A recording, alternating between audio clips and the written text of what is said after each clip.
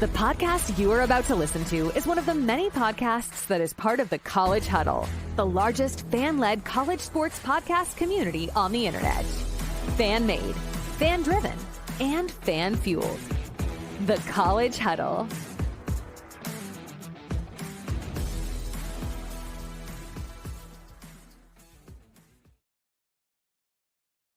Whoa, he has trouble with the snap, and the ball is free!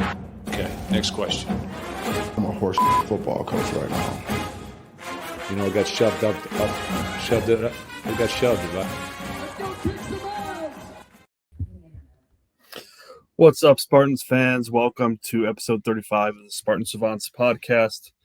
Willie here, joined by two of the best in the business, Travis and Nikki. Ready to talk some Spartans football and some other things going on in the Detroit sports world. Before we get into all that, Travis, how you doing? Hey, we got a playoff win today, so absolutely incredible. Let's put it that playoff series win. Playoff series win, yeah. Hey, the baseball gods are making up for 03 and 2014 at the same time. So, man, that feels good to have the Tigers do that.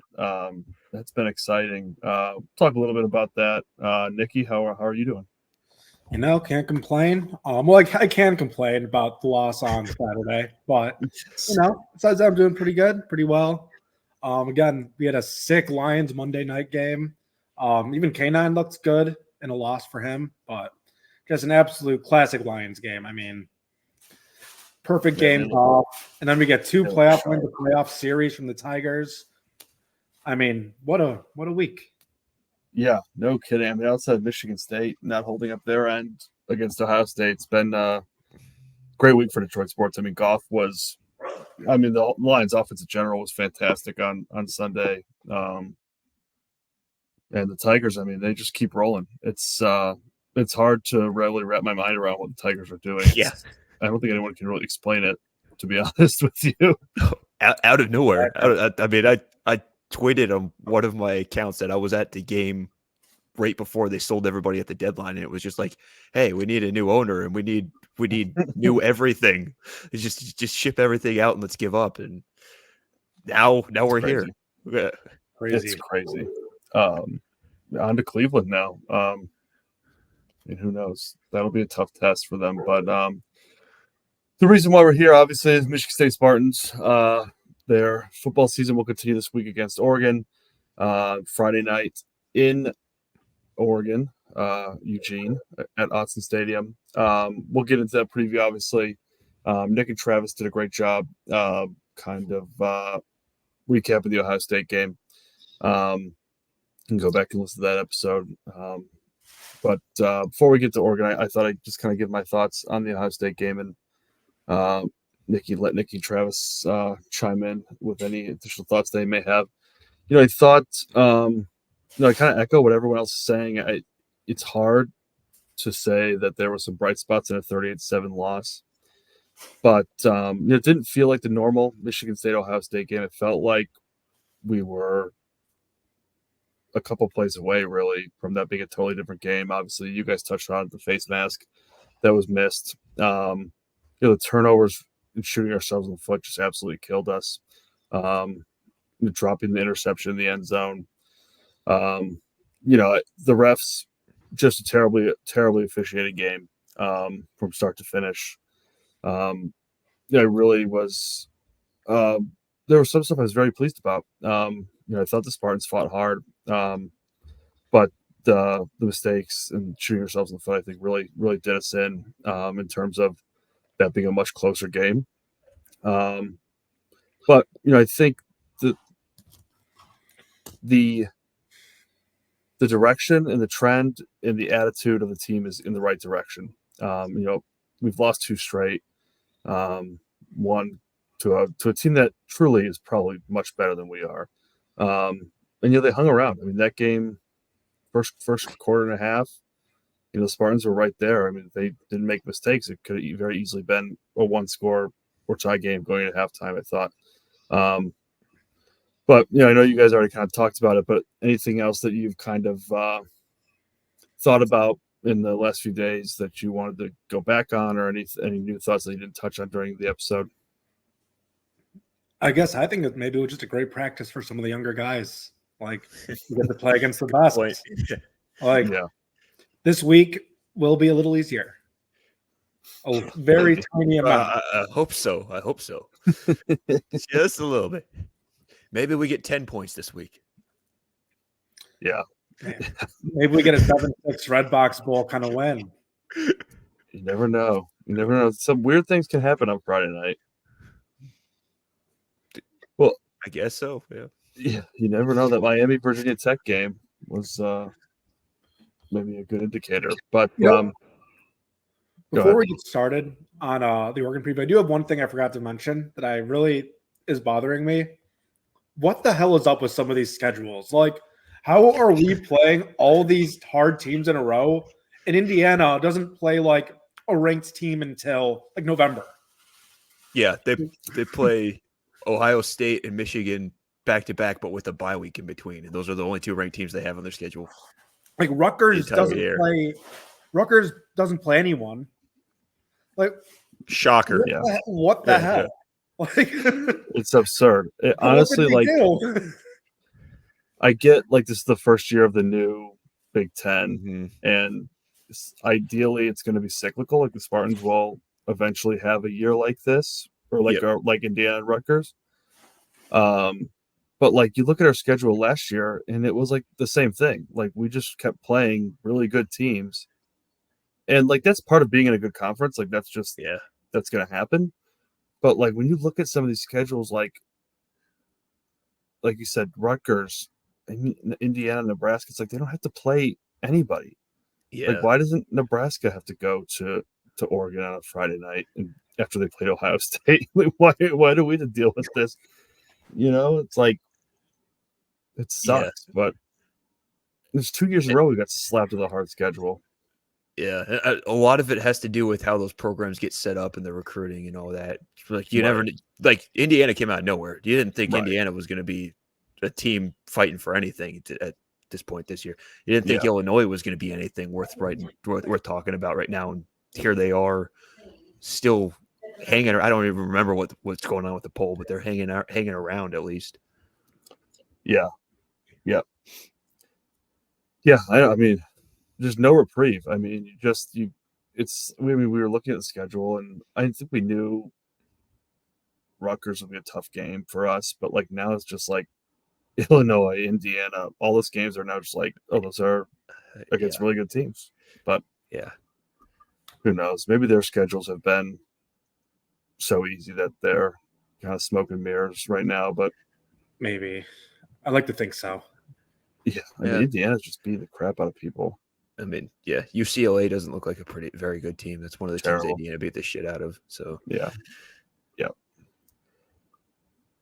so I'm ready to move on from Ohio State. I mean, like I said, you guys did a good job covering the game. Yeah, it is what it is. It's a lesson in a growing pain, I guess. Yeah, it's probably a better term for that, but whatever. Yeah. I think it's been pretty widely the general consensus among Michigan State fans is there's definitely something to build off of. It wasn't like we blinked and we were down 21-0 like in the past years. I mean, we were able to put up a fight, the first drive, moving the ball. It looked like we had to stop. It looked like we had a couple turnovers early, one fumble that got reversed, and the dropped interception. Obviously, really just took the wind out of sails a little bit. But let's get into Oregon a little bit. Trev, we'll start with you. Just initial thoughts here. Obviously a tough ask for this football team, given where they're at. Coming off 2 straight losses. In theory, this would really be a game that you would say they need to win, but it's not a likely outcome. Going on the road, short rest versus number 6 ranked team in the country. Just give me your initial thoughts. Yeah, I mean that's a tough challenge. Even going out west for this team in general was a tough challenge. Right. And then you add in the number 6 team in the country, one of I mean, they didn't play like it the first couple of weeks, but one of the most dynamic offenses in the country. Again, they have 3 receivers that would probably all be our number 1, if I'm being completely honest. And they're just, they're one of those offenses that always puts up points. And then you look at their defense, they're only allowing like 18 points a game right now. So that's, I mean, we haven't like necessarily struggled to score points like we did last year, but at the same time, we're not scoring at the clip that we want to. And we really can't get caught in a track meet with Oregon, because that's not the way they usually get beat, and not the way we're going to beat them. If we're going to beat them at all. So yeah, it's physical. I mean, I have additional stuff to add in, but I will let you give your thoughts a little bit. Let you guys give some thoughts. Yeah. No, definitely. You heard every word of that, right? Yeah, definitely know her. Was that Nikki? Do you have any thoughts, initial thoughts on Oregon? Look, I mean, it's obviously extremely challenging. Like, played the number 3 team, short week, go across the country, play the number 16. That's obvious. It's just, I guess for Jonathan Smith, and even Childs to an extent, this game does mean something. Like, he's coached against him before, and I guess you could argue that Dan Lanning has coached against Jonathan Smith before, but you gotta think Jonathan Smith's a bit more familiar with that than Lanning is for Michigan State. So we can use that for it. It's going to be extreme. Like, it's probably going to be very similar to Ohio State, but crazy things happen. Like, I'm really trying to keep the hope alive. Crazy things can happen. Yeah. If I remember correctly, Nikki, I think you picked us to win this game in the preseason preview or the season preview show. And then he's been going back and forth on it in our group chat all day. So, I mean, this could be the game. Like, just because they're on the bus, I think. Cross-country road trip with your brothers. Bonding, chemistry, shock the world. Like, come on, it's not that crazy. Back to the no way they're taking a bus. Sure. Yeah. Bus to Oregon. I saw a tweet with a bus. So I'm just maybe the equipment truck. Yeah, or the bus was going to the airport. Cross-country road trip with your brother. Well, that's one way to look at it. I mean, this team, I think you make a good point, Nick, about Jonathan Smith. I mean, he's going to be familiar with playing at Autzen, and as a player and a coach, obviously familiar with what Oregon is doing offensively and defensively.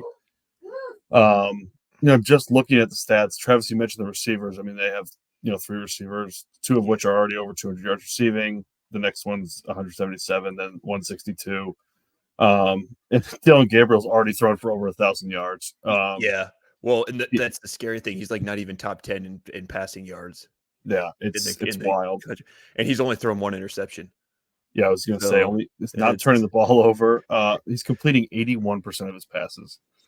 So extremely efficient. I mean, he's like 4th or 5th in the Heisman odds. So yeah, probably one of the most dynamic players in the country. I think the offense is probably, I don't know if it's better than Ohio State. I haven't watched a ton of Oregon. They're always late.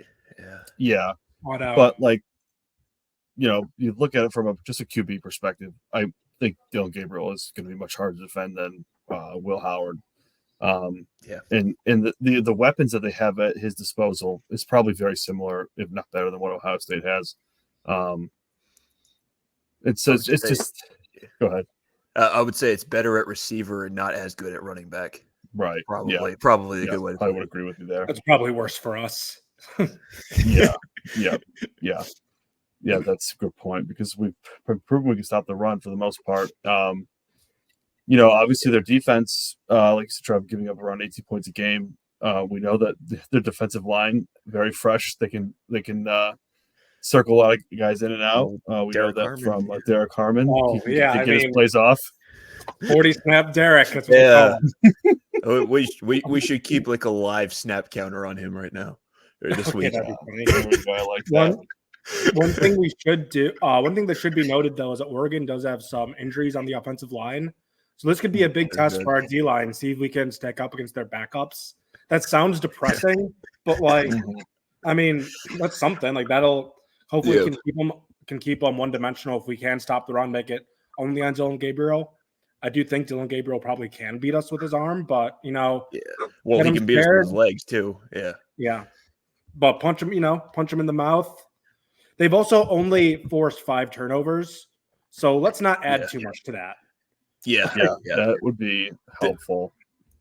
They're the type of team that will take the kill shot right after the turnover, and that's just something I don't want. But I was going to say their physicality is another thing that's going to be part of this game. Like Oregon's one of those teams coming in from the Pac-12 that wasn't, it's a conference that wasn't known for its physicality. Their defenses were known for giving up points and that kind of thing. That kind of factored in sometimes, but we don't know what kind of factor that's going to be this year. But also when it comes to running the football this year in their losses, they're not losses, but they're close games. Those teams are stopping the run. They're averaging like 108 yards a game in those 2 close games on the ground. And then the other games they've gone for over 150 on the ground both times. Second, the Oregon State game was over 200 yards. So running game is a big factor. Yeah. It's an interesting – Oregon's an interesting team because they looked so beatable in those early games. I think it was Idaho and Boise State they kind of really struggled in. And then, obviously, they've righted the ship their last few games. Part of me thinks that's new players gelling, coming together, kind of figuring things out. Because like any team, they probably had, a good new quarterback via the transfer portal. So probably a little bit of that going on. But you do wonder, if they come out kind of like they did in those other games, maybe Michigan State has a chance here. I think very similar to Ohio State, the key will be to get them, out of their comfort zone early. That's going to be more difficult on the road in this situation, but that's how these upsets get pulled off. You get the team off schedule, off script, hit their quarterback a little harder than he's been hit all year, and maybe make him think twice before he runs or makes a pass. That's what they're gonna have to do outside of a lot of other things. One of them being turnovers, which we talked about. I want to get an idea, and I'm not suggesting that Aiden Childs needs to be benched or anything, but do you think there's a certain point where Jonathan Smith says to him, like, hey, if you keep doing this, like, we're going to have to bench you for a series or two, or for a quarter or something, because we can't keep turning the ball over and expecting to be in these games, especially against good teams like Maryland. We got bailed out. Boston College, we turned the ball over. Luckily, our defense had our offense back. They played really good in that game. That was terrible weather, though. Against these really good teams that we saw it against Ohio State. The turnovers are such a problem. They just kill any momentum, anything we have. Is there anything that you think Jonathan Smith will do with Childs if this just continues, or do you think it's just the leash is so long it doesn't matter? He did. I guess he was technically benched in the fourth quarter. And that was, I think, right after the interception he threw. Fair. Yeah, I think at that point in the game, though, they might have been considering bringing Schuster in anyway. Yeah, but he didn't really. Besides the face mask turnover, he didn't have a turnover until that point. He had that one that should have been a turnover, but he had that turnover. Then they pulled him. I think it's something that needs to be brought up because it's something that he needs to learn. So you get like, I don't have the answer for what to do with him, right. But Jonathan Smith with his expertise and his experience as a quarterback should have something to, should be able to know how to handle it. And it's definitely something that they need to talk to him about, or somehow bring it up to get over the issue. Because you're right, it is something that started to cost us games. Yeah, and I'm sure Jonathan Smith is not like totally ignoring it as it is right now. Like I'm sure they're saying, "Hey, man." Yeah, like, I didn't mean to imply that. Hey, that would no, be, I know. if he hasn't acknowledged that, he should not have his job. Right. So Right. I'm sure that, like you said, Trev, his this is what he plays. This is what his expertise is in. I'm sure that, in film or whatever it may be, there's definitely conversations being had. Another thing you touched on, Nikki's injuries for Oregon. It seems like Michigan State made it out of Ohio State pretty unscathed without injury wise. Obviously, there's a number of guys that have been out that we know will be out for most of or all the season. Some of them. Where do we know where did Marsh? I honestly, like I said, I was watching the game off my phone at a wedding. Did Marsh play last week? Yes, you did. He did. Okay. He's supposed to be 100% for this week too. That's what they said. Yeah. And same for Glover. Yeah. Glover was big. I think He's been a March bright and spot. Glover are wide receivers. Were 1 and 2 for Childs. Oh yeah. Yeah, Easily. it doesn't seem like the connection has truly been fostered yet with Montori Foster at this point. Nice. Yeah, that was a good one.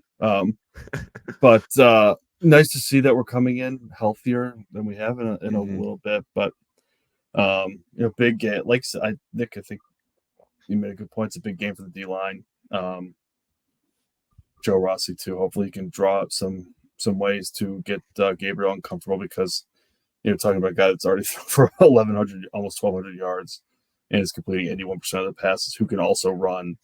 This isn't Castellanos from Boston College. This is like the Ferrari version of him.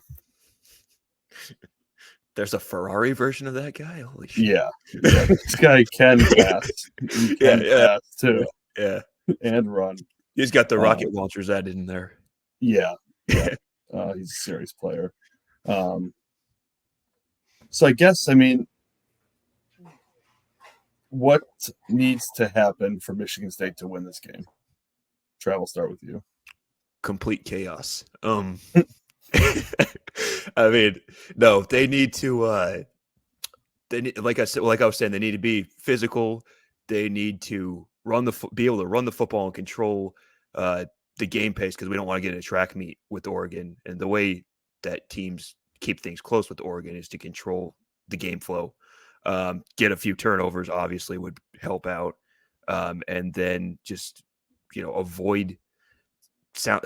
It's been hard this year. We haven't really done it, but avoid the costly mistakes because that's, it's all physical mistake-free football is what they have to do. Yeah. I don't know if that's what we're capable of against Oregon yet, but Our specialty. yeah, right. Yeah. Nikki, what do you think? Just with teams like this, like teams like Oregon and teams like MSU, it's always going to be the same. Keep their offense off the field as much as you can. Slow the game down. Be perfect on special teams because their special teams can get you. And we have a snowballing problem. Honestly, what I want to see is I just want to see us not snowball. We lose by 2 scores, God, whatever. I can deal with that. Just stay in the game. Don't give explosive play after explosive play after explosive play. One thing that I do like is that Childs does tend to bounce back after a turnover. We just need to get rid of the whole turnover part. But and for the love of God, get some points in the red zone. Yeah. I've said it over and over. Jonathan Kim, automatic, but we can't be settling for 3, especially in these kinds of games.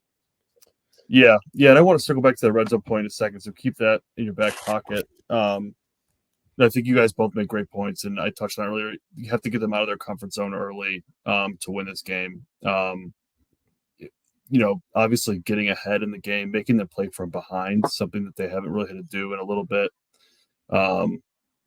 And when they've had to do it, they've been in close games. So get ahead as quick as you can, stay ahead. Like you said, keep their offense off the field as much as possible, control the tempo of the game. Another thing, I think that the coaches just have to have a good game plan for this one. We're obviously not going to be able to out-talent them.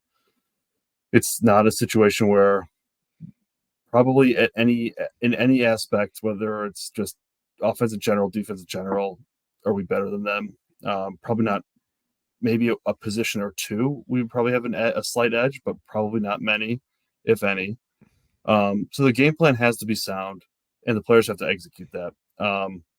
So I think it's a big week for the coaches. So I thought the game plan versus Ohio State wasn't terrible. I mean, we just got beat, obviously the mistakes. So I think this is an important week for the coaches in terms of getting the players in the right spots to succeed.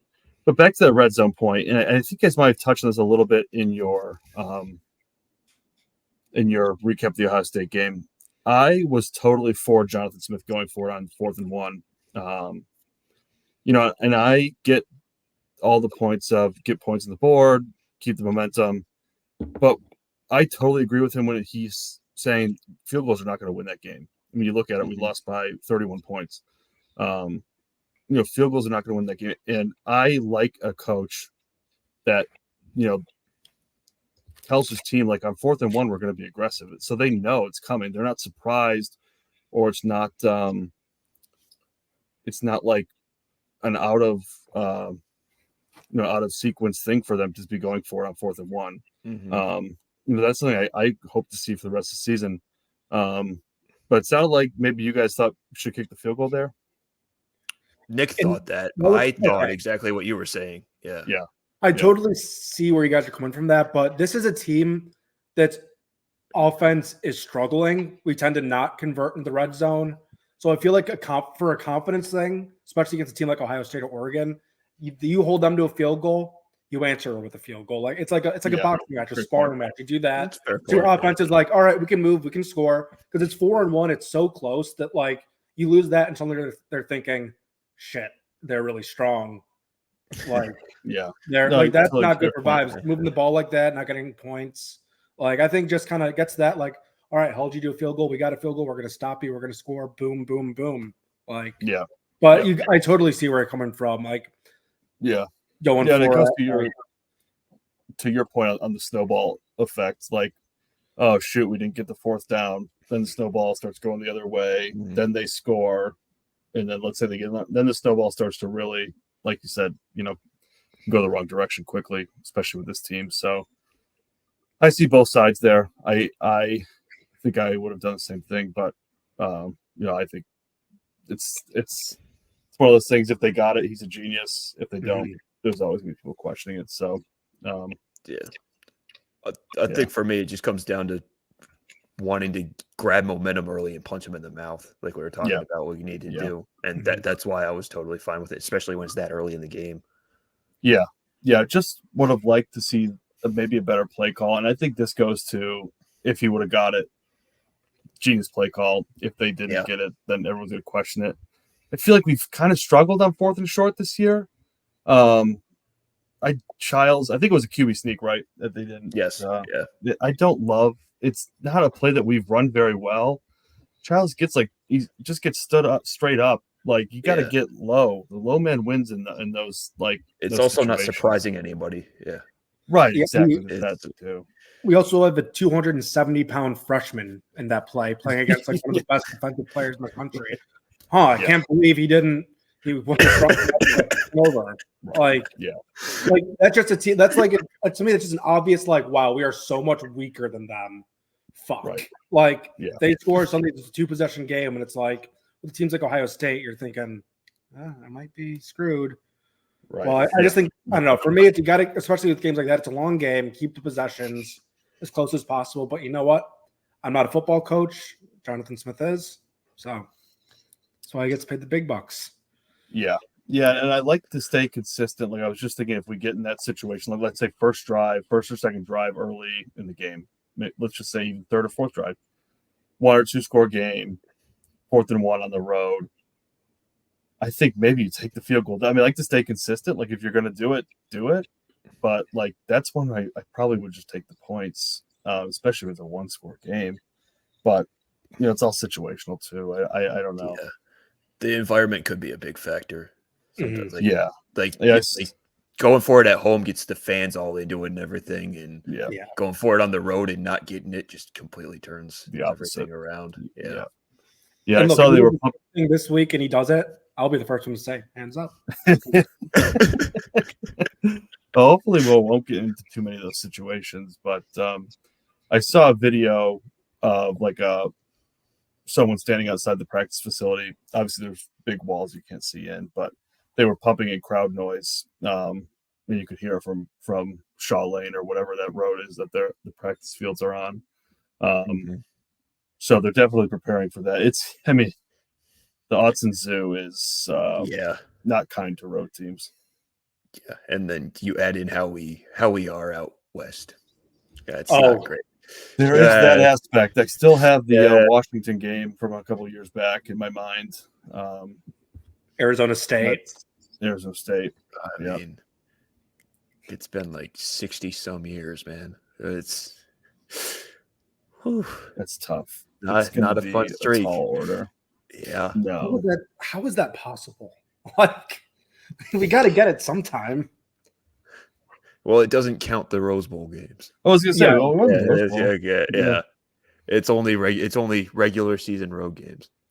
Yeah, that Rose Bowl is probably 50% Michigan State fans, anyways. Yeah, it was. Definitely. Yeah, maybe more. Yeah. Anything else on Oregon before we move on here? Just make Derek Harmon regret ever leaving Michigan State University. Absolutely. Yep. I agree. Revenge game for Jonathan Smith, Aiden Childs. All right. Outside of Michigan State, what's the one last thing? I'm sorry. One last thing. Please. So this is like a stupid online thing, but Oregon State fans who are rooting for Oregon, I almost brought that is up, the most pathetic thing ever. Like, if D'Antonio left Michigan State to go to Texas, like it was rumored in 2013 or 2014, whatever, and they played Michigan, I am going behind Texas 100 times. Yeah. I mean, Oregon State fans need to get a grip. Like, I'm sorry. You know what? Losing a coach sucks. Luckily at Michigan State, we really haven't had to deal with that since Nick Saban. But like I would, in no circumstance would I all of a sudden root for my rival. Like, that's like, what in the world? Like, it have some balls. Like, geez, it's like, get a grip. Honestly, they've been so whiny about this whole thing. Totally unbecoming. Yeah. I mean, one thing I've noticed since we hired Jonathan Smith, that is a strange fan base. Very strange. Very strange. Yep. Yeah. Cuckoo. Yeah, I mean, and I don't even really want to it sucks losing a coach, and I am sympathetic to what that program has been through, losing a conference basically, then losing their coach. But like I say, like, let's have a little bit of a sense of reality in that your team was going to be in a 2-team conference that is now basically dead. Michigan State is like a top 15 program in terms of revenue. They have almost all of the things you would need when it comes to resources to succeed, and that Oregon State just doesn't have half of that. Yeah, so it's like let's have a little sense of reality here. Like it's like if you work for Enron and Google's gonna pay you millions to work for them, and it's like, no, I'm loyal to the job. Like, I'm gonna stay at Ask Jeeves. Okay, nice. Like, get out of here. Show me something. I mean, show me something. Yeah. Come on, go back to your dams in Beaverville, Beaverton, wherever you're from. Yeah. I mean, come on. Like, that's crazy. Like, honestly, I get that they would have some resentment towards Michigan State and Michigan State fans and Jonathan Smith, but like, to root for Oregon, that just shows me that rivalry is not as intense as many others. As I thought. Like, it's a little brother mentality for sure. Yeah. It's sad. It's very disappointing. And the fact that Oregon, like, I saw an Oregon Twitter account be like, yeah, little bros got our back this weekend. Like if a spare me. Michigan fan said that, I'd be so mad. Like, Dude, I can not like, think oh, of a little game. bro got our back against Ohio State. Get out of my face. No. Like, yeah, never, no. I honestly cannot think of a scenario or time that I've would or have rooted for Michigan since being a Michigan State Spartan fan. Like, what would have to happen to make me root for Michigan? I guess if they had to beat someone for us to get into the Big Ten championship or get into a college football playoff, then I would have to root for them because in a sense I'm rooting for Michigan State. But like outside of that, like there's nothing that it would still feel like a moral loss too. Like yeah. We talk moral victories. Like, what about a moral loss? Yeah, that's what you. Yeah, that's so lame. That's so lame. All right, moving on. What game outside of Michigan State are you guys most excited for this week? Travis, I'll start with you. Well, I'll just go with the one. I was gonna say I have two of them, but I'm gonna go Missouri and Texas A&M. Number 9, undefeated Missouri, going against a Texas A&M team that's won 4 games in a row. Won last week, yet somehow fell in the polls. So yeah, I saw that's an interesting one. 4-1. They haven't lost since Marcel Reese took over, or Marcel Reed. I keep saying Reese all the time. I keep messing up those names. Anyway, since he came in as a freshman, he's been very, very good. Thrown for at least 2 touchdowns every game. He's run for 2 touchdowns. A&M's defense is pretty good. Missouri's got those insane receivers and their quarterback, and also basically like an Oregon offense in the SEC. That's a good way to put that. So interesting matchup there in College Station. Sure, the 12th man is going to be going crazy. I would think so. Yeah. Texas A&M favored in that game, actually.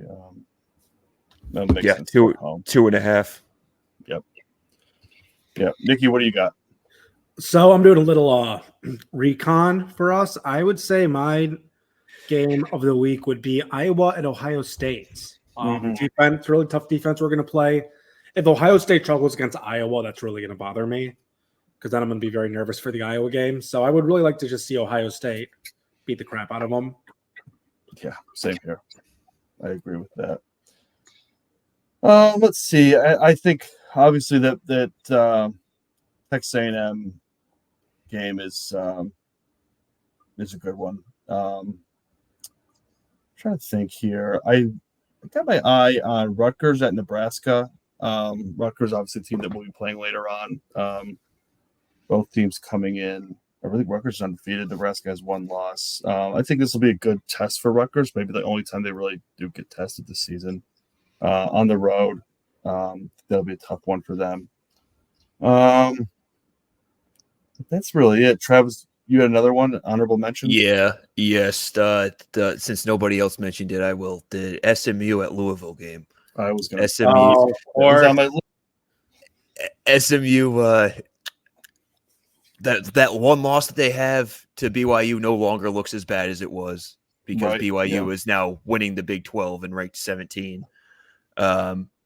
So they just beat the crap out of Florida State. They beat the crap out of TCU the week before. So they're starting to pick up some steam, and honestly, everything right there is in front of them in the ACC if they're able to pick up a win there. I agree. They beat the crap out of Florida State last week. Yeah, I mean, Tennessee, Arkansas, I think could be a good one. Arkansas is coming in. They've been playing some pretty good football. It's at Arkansas. Tennessee's been rolling. So that should be an interesting game. Interested to see how Michigan does on the road against Washington, also on the West Coast. Holy crap, they left their stadium. Yeah. I know. I feel like Michigan is due for a loss. Is it November yet? No. Yeah. I mean, we can get into that in the picks, but I think that will be good for us. Yeah. They got bailed out last week with that onside kick. Did you see they changed the rules now? Yeah. After that, Oh. they Yeah. officiate the Oh. onside kicks. Dude, fuck those refs. Why would you throw? Honestly, what are you doing? Like, give me a break. You know what? The Big Ten doesn't even have the balls to come out and say that the call was wrong. Like, They're just like, we're going to change the rule. Yeah, just say it. Honestly, just own it. Like, Spineless. Accountability. Spineless. All I can say. Yep, absolutely. All right, well, now that we've got that, I think it's time for a little Miss the Vis. Oh, yeah. Ladies and gentlemen, it's Miss the Vis.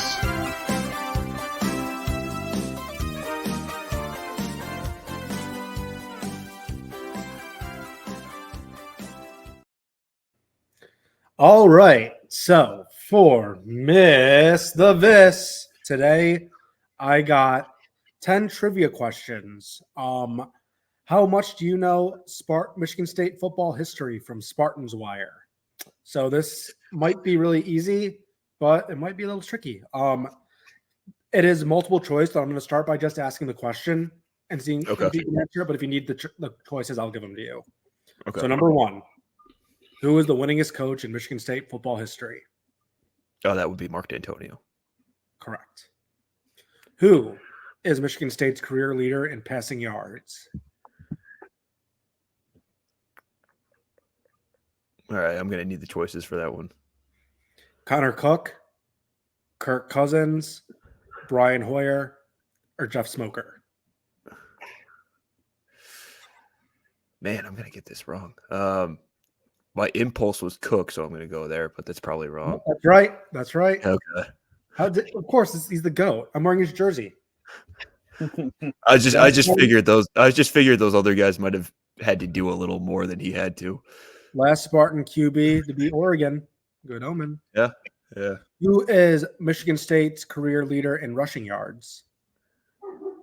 That would be Lorenzo White. That is correct. Who is Michigan State's career leader in receiving yards? Just for fun, I want to hear the options. Charles Rogers, B.J. Cunningham, Kirk Gibson, and Andre Rison.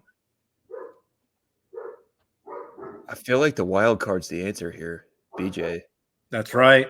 Yeah. I know the voice. It's so not one of the three you'd think. Yeah. But Charles Rogers didn't play long enough, I don't think. Yeah. Who is Michigan State's career scoring leader? The one you're not going to know. I'm not going to know. Let me think. Let's see. I have the person in my head, and I can't think of the freaking name. Coughlin. No, career scoring leader. I thought, didn't we say that on yeah, I thought we said that on another episode.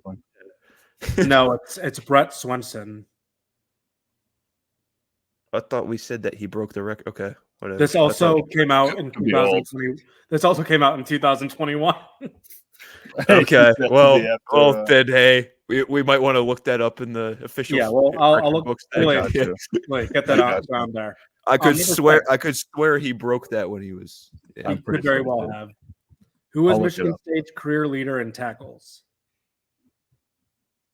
That one I'm not going to know without options. So give me Dan Bass, Julian Peterson, Percy Snow, or Brad Van Pelt. I'll go Percy Snow. I don't know, but Dan Bass. Never heard of him. Number 7. Who was Michigan State's most recent first-round pick in the NFL draft? Keep in mind 2021. Yeah, I know. That's what. Okay, 2021. Let's see. First round. Yeah. I'm going through the first rounds. Let's see. I think I know it.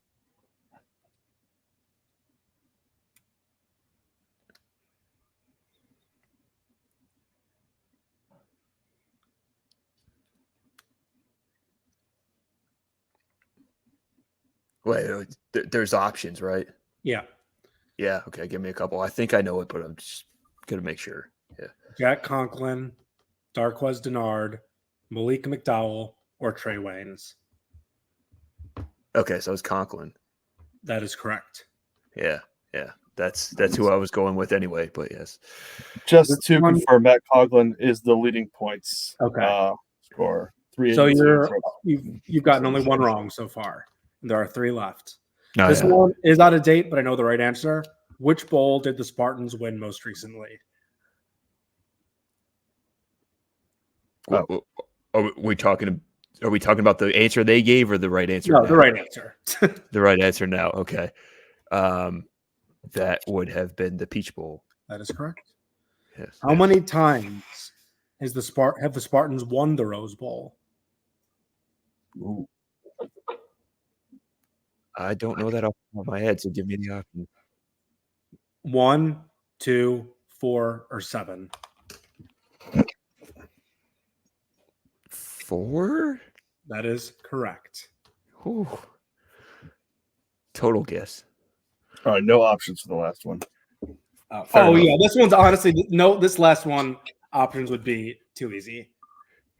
Okay. What is the football capacity of Spartan Stadium? Just approximately to the 1,000. It's like 85,000, isn't it? 75,000. 75,000. Okay. Close enough.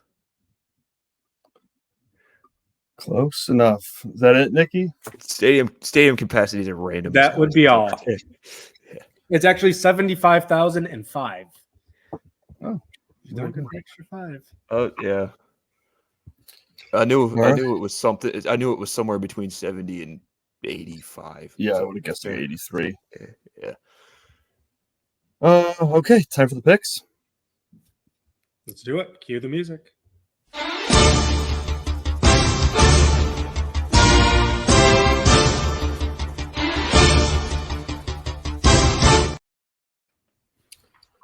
All right, good week for the crew last week. Travis and Nick both went 9 and 6. I went 8 and 7, so a winning week for the Savants. Puts the standings. There you go. Nikki 35 and 35, even on the year. Vis 34 and 36, and Winston trailing quite far behind at 29 and 41. Taking up residence in the basement. Slowly picking away at it. I'm going to keep trying here. Lots of football games, lots of picks left. Okay, I am going to start out with Trav's honorable mention for a game he's most excited for. SMU traveling to number 22, Louisville. Louisville favored by 7.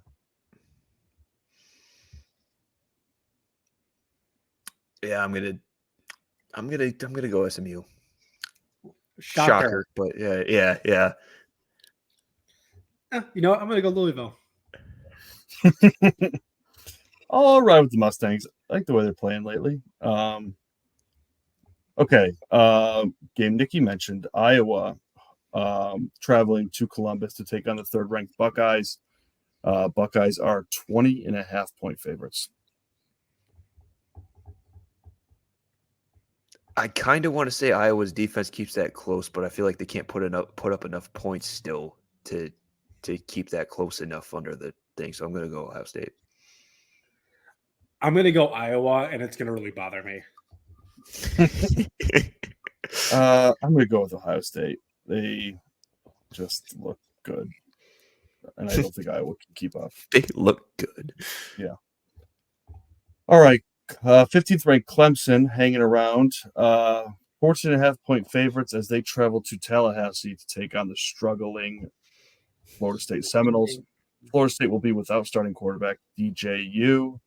I don't remember the name of their backup. It's Brock something. Brock Glenn. He will be taking over the quarterback role. Again, Clemson favored by 14.5 on the road. I don't have faith in either team on this one.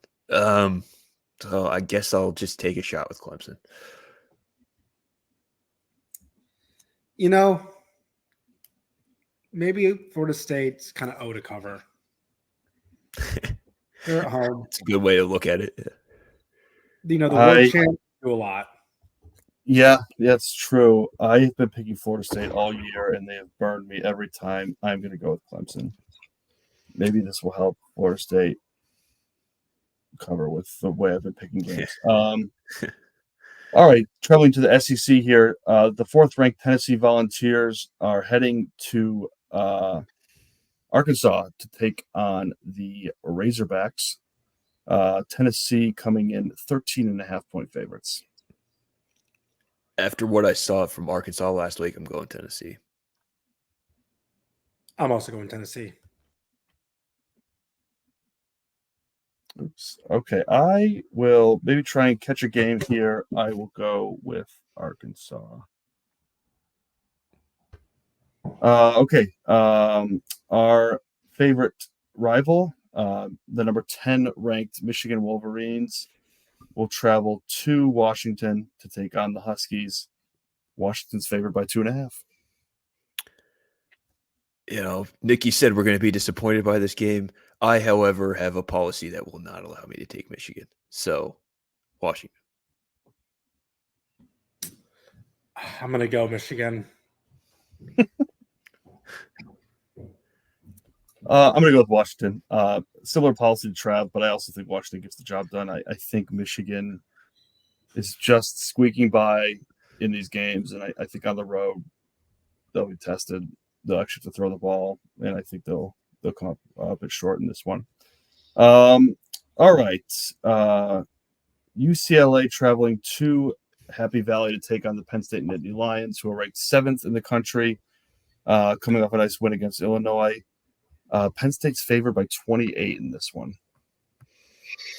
That's a lot, but I think I mentioned this earlier. UCLA is bad. I think Indiana beat them by 28, 29. So I'm going to take Penn State there. Yeah, I agree. Penn State. I will go with, you know what? I'll go with UCLA to cover 4 touchdowns. Maybe they'll play some inspired football. That's a lot. Yeah. Come on, one time UCLA. Okay, 12th ranked Ole Miss coming off a tough loss to Kentucky at home. They are traveling this week to South Carolina to take on the Gamecocks. Ole Miss favored in this one by 9.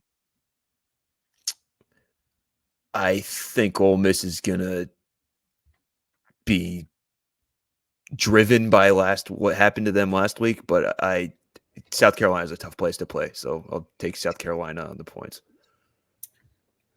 Yeah, I feel like South Carolina's been a lot of close games. I think they'll pull this one off.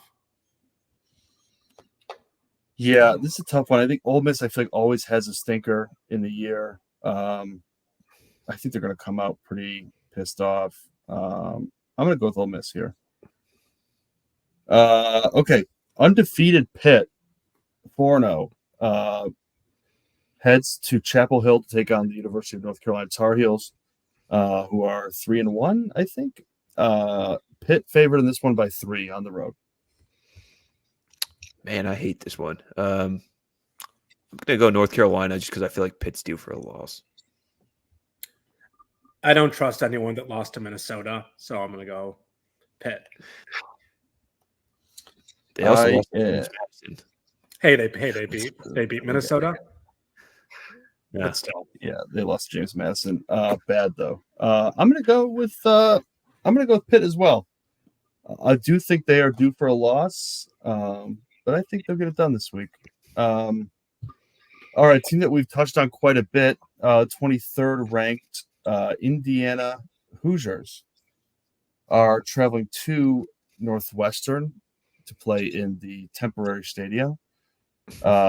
Indiana is favored by 13. Yeah, Indiana. I'm so sick of Indiana, but I don't believe in Northwestern. So in Indy.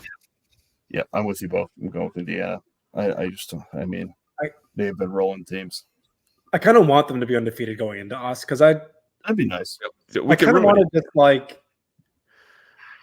just think that'd be good for us to just really, Give them a noogie. ruin their year. Yeah, I'm Their with you. lives, A nice maybe. record you have there. Yeah. Yeah, absolutely. I like that. Okay, Rutgers at Nebraska. Cornhuskers favored in this one by 6.5. I'm gonna go Rutgers. Don't know why, but hey. I'm also going to go Rutgers because it just seems like every team we play is good. Maybe that's part of because they're playing us. I will jump on the other side here. I'll go with Nebraska at home. Rutgers is due for a stinker. Okay, a couple Big 12 teams here. West Virginia Mountaineers traveling to Stillwater, Oklahoma, to take on the Oklahoma State Cowboys. Oklahoma State by 3.5. Yeah, I've been burned twice by West Virginia this year, so Oklahoma State. Yeah, I like Oklahoma State.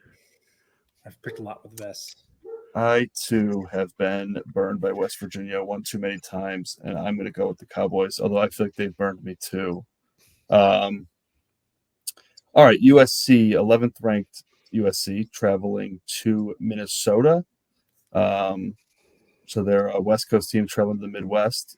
Opposite pass of the Spartans this week. USC comes in favored by 8. I don't like either of these teams. I think USC is overrated, but at the same time, I don't think Minnesota can keep up with them. So I'll go with USC. Both teams have been wronged lately. And I'm just more mad at USC than I am Minnesota. So I guess I'll go Yeah. with Minnesota. Yeah. I'm going to go with Nikki here. This is a bit of a spite pick, but I'm so mad at USC. I'm not picking them.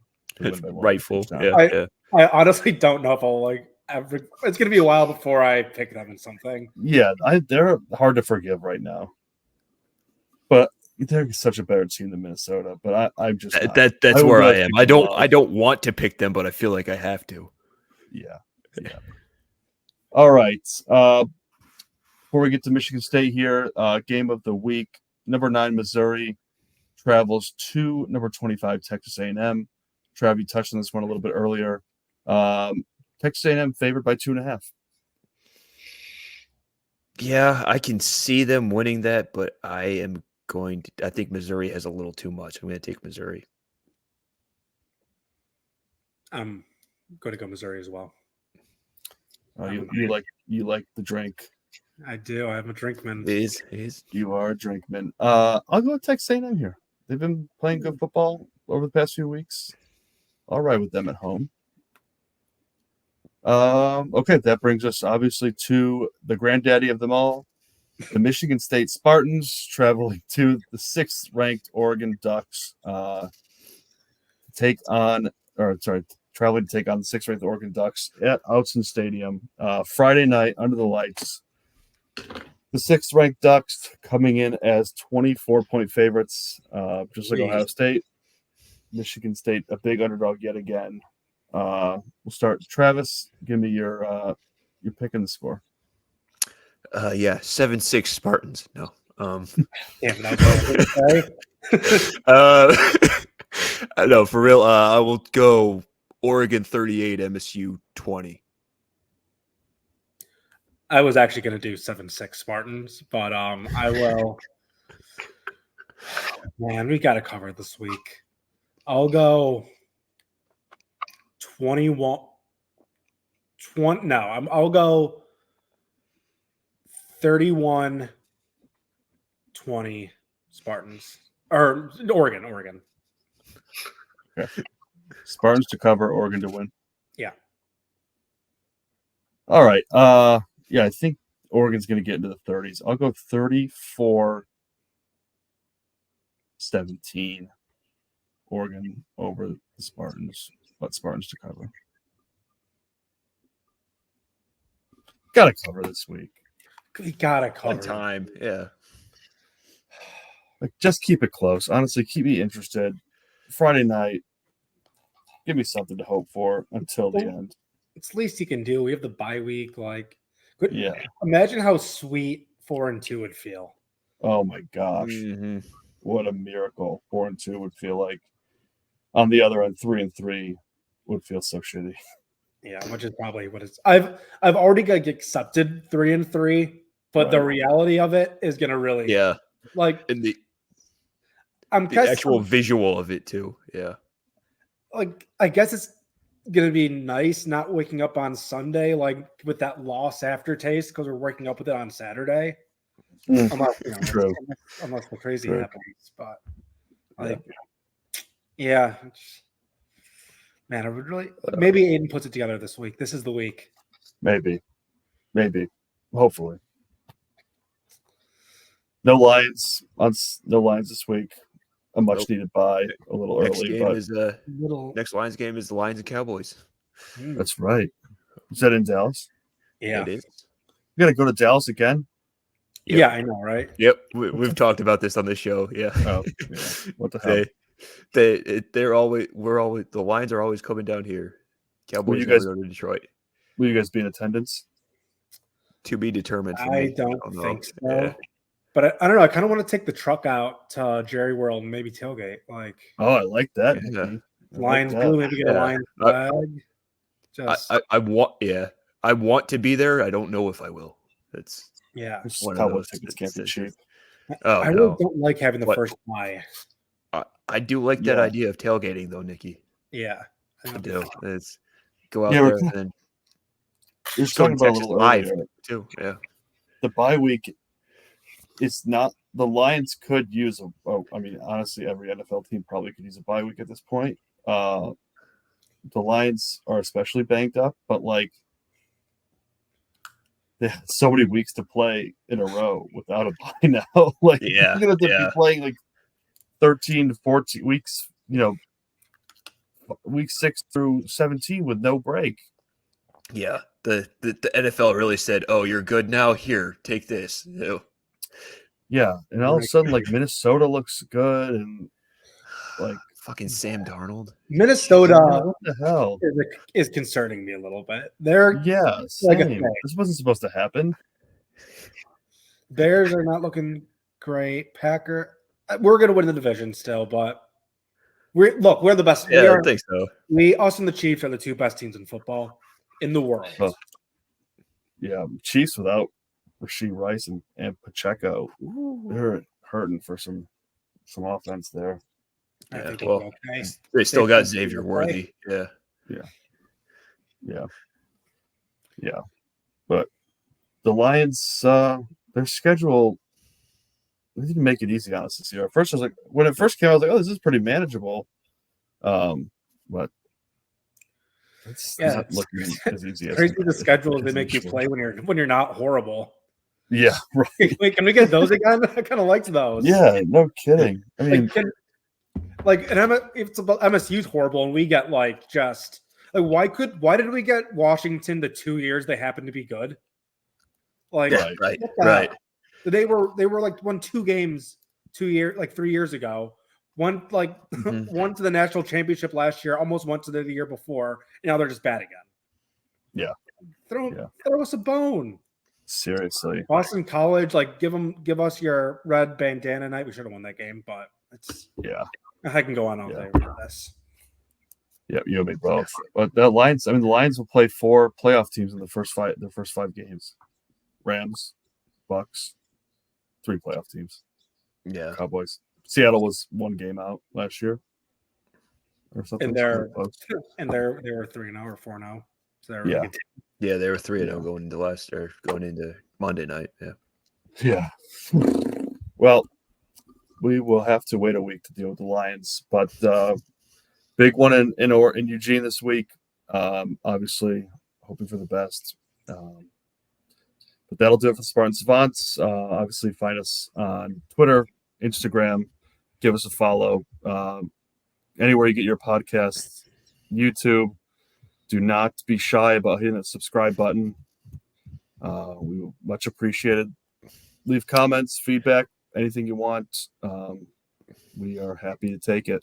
But with that, I will sign us off. Go Green. Go White. Go White.